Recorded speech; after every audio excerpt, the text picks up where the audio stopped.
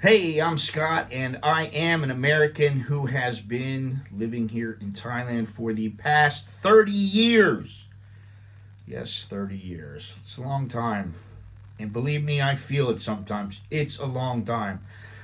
But before I get started, do me a favor. If you like this video, smash the like button. If you haven't subscribed yet, please do so.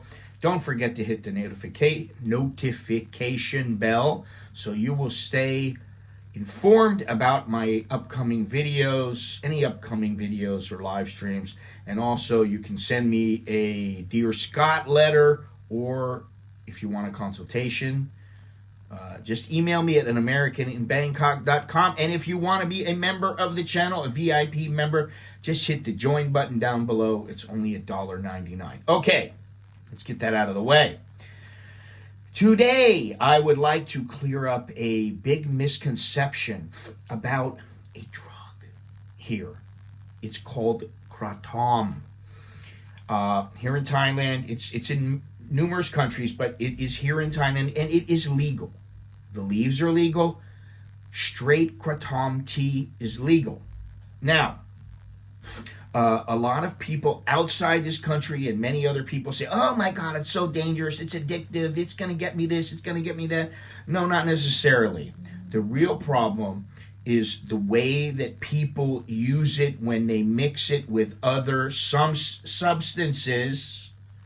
So let's break it on down. Kratom by itself is not the problem. People have been using the Kratom leaves, which I have right here. I happen to have some. I got some for demonstrative purposes only. You see these leaves? This, do you know how much this cost? 35 baht. $1. So what people generally do to use this, they carry this around, something like this. They may have a little less or they may have more, but they carry it around, and then every once in a while they grab a couple of leaves like this, they fold it up, boom, they put it in their mouth and they chew it, and they feel a little more uplifted. It's kind of like caffeine, and actually the Kratom tree is part of the coffee family. So, people here have been using it, like I said, for generations, and those people are like farmers, laborers, regular people. It is a natural stimulant. If used in large quantities, it's more like an opiate, but you chew these leaves and you can make a tea from it. Now, I have made my own tea just to see what it was like. I was curious, you know. Made my own tea. Did that a little while, and it was nice. But I know other people that make the tea. Okay? And most people can use this stuff, and it's just like having a cup of coffee. They're not like, oh, I'm so addicted to it, I've got to have it right now. Oh, I'm going to go through the shakes if I don't have it. That's not what happens. Okay? So let's get that out of the way, before we go on here. Maybe it helps you get through a hard day. You know, like sometimes you're dragging, and you have a cup of coffee, and you feel all right for a little while. The real problem with this stuff is what is called 4x100s. Now, let me tell you something. We have a couple trees on our property, and there are plenty of leaves there. I just happen to chew a couple of the leaves because I was told about it by somebody in the family. And Nicholas and I tried it. We had a couple leaves each. And I was like, wow, this is pretty good. So I thought, oh, all right. And my wife's sister said, hey, would you like us to bring some leaves to you there in Bangkok? And I thought, you know what? I've seen those leaves at the market. I said, no, that's okay. So anytime I've gone to the market, I always look, oh yeah, there's Kratom leaves. You don't need to go down to the south to find this stuff, okay? Because, I'm here in Bangkapi, and right in Bangkok, and on one street alone, there are 3 or 4 booths selling this stuff and selling ganja. And if you walk a little ways farther down to the market, there are another 3 or 4 booths selling. They've got the leaves right out there in the open. That's where I got these today. They're just sitting right there out in the open. And so you can buy them as you want because it is legal. Now, they also sell the tea. Now, I have some tea here. Here is the tea. A little bit bitter. I don't get it with the... I don't get the 4x100. I get the Kratom. That's what I got today. For demonstrative purposes. Okay? That's really all it is.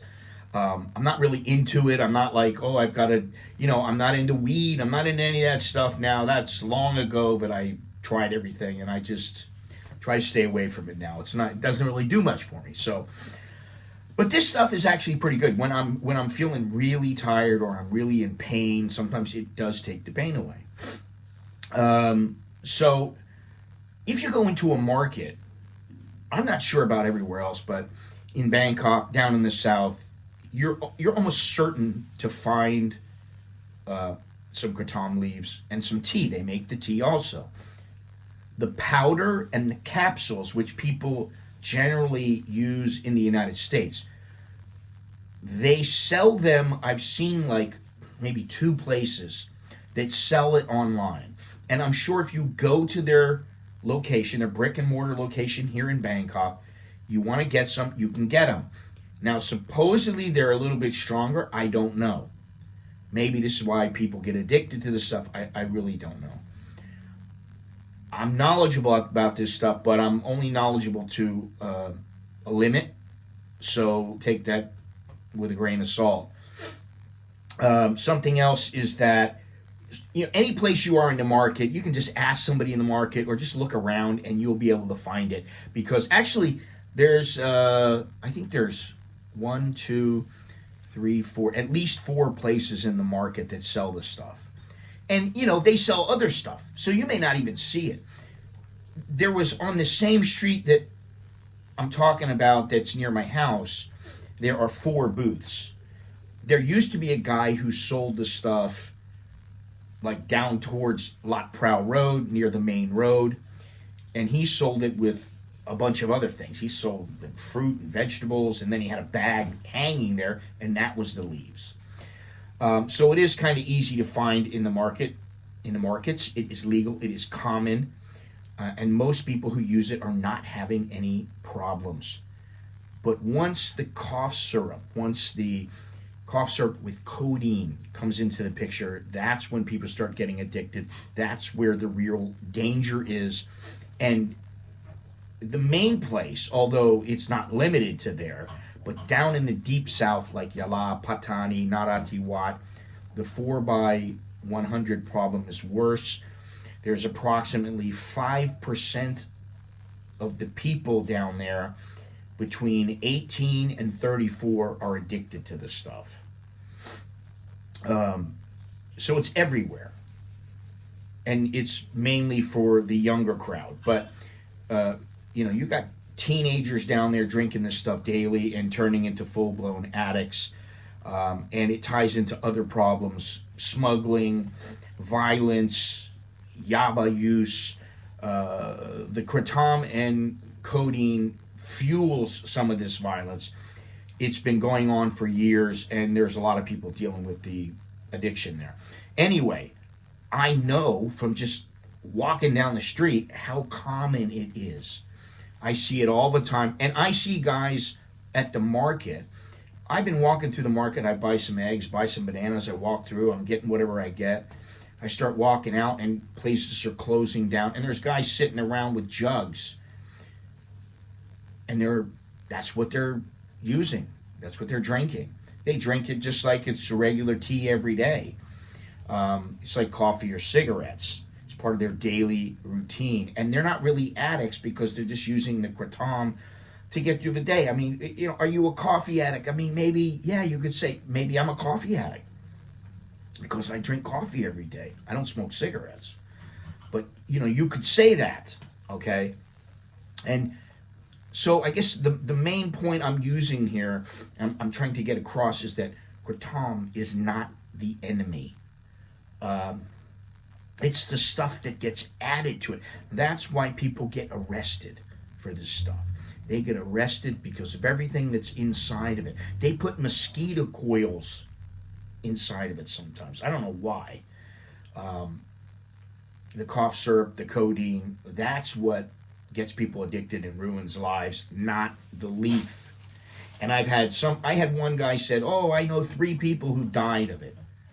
Listen, if you look around on the internet, you will see that some people have died of it. Now, maybe they didn't die just from it, but I can guarantee you that one person probably does not know, unless he is just a total junkie and he's doing the stuff all the time. He probably doesn't know 3 people who died from it, just from this.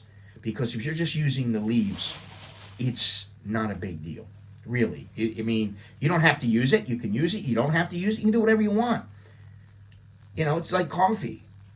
It is legal here. You know. So that's really all I have to say on it. I mean, I don't know what else to say. But anyway, remember to smash the like button, subscribe, hit the notification bell. If you want to show your support for the channel, sign up for the VIP section, $1.99. It's as little as $1.99. If you want to send me a Dear Scott letter or you need a consultation, email me at anamericanimbangkok@gmail.com. T-shirts and hats and all kinds of stuff are below the video window. So anyway, I hope you got something out of this. You know, I know that I've done these before and I'm just kind of going over it, and I'm just saying you can use this stuff. People, that you can use it, and I think it's much more mild than like smoking a bunch of weed. Not that I do that anymore, because I don't. But I know about it. And I would say this is much more mild. And, you know, if you don't get involved with the codeine and the cough syrup, you're not going to have any problems, okay? So, but, you know, do it on your own if that's what you want to do, or don't do it. Doesn't matter to me, okay? So anyway, that's all I really have. Until next time, I'm Scott. I'm an American in Bangkok. Chok di leo jerkan mai, which is good luck and see you again.